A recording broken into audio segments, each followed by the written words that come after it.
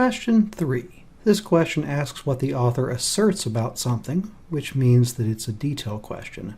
Specifically, they're asking what the author asserts about mutations of genetic material. Mutations are mostly discussed in the second and third paragraph, so that's where we're going to be looking for the information to answer this question. But let's go answer choice by answer choice and see what we can find. Remember, the correct answer to a detail question must be said in the passage explicitly.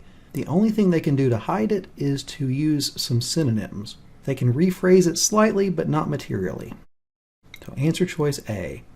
The majority of such mutations are not passed on to subsequent generations. This is a distortion of something the passage says. The passage says that the majority of mutations are non-adaptive, not that they're not passed on. In fact, part of the point of the passage is that non-adaptive things do get passed on. So answer choice A is not what they said, it's a confusion of something they said. Answer choice B. The majority of such mutations occur during periods when mass extinctions take place. They do mention mass extinctions in the fourth paragraph, but they don't say that mutations occur more often then than at other times.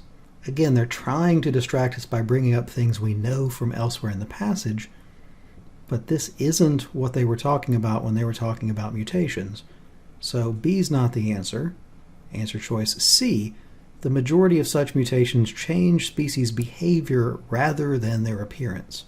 The words behavior and appearance were used in the passage, but at no point did the author compare the two to say that behavior happens more often or appearance happens more often or more likely. A lot of wrong answer choices on the test we could put under the category of irrelevant comparisons. They just grab two random concepts from the passage and compare them, hoping that because those concepts seem familiar, you'll pick the answer without considering what's actually being said. So C isn't our answer. Answer choice D. The majority of such mutations have no effect on reproductive success. Now this is what the author said.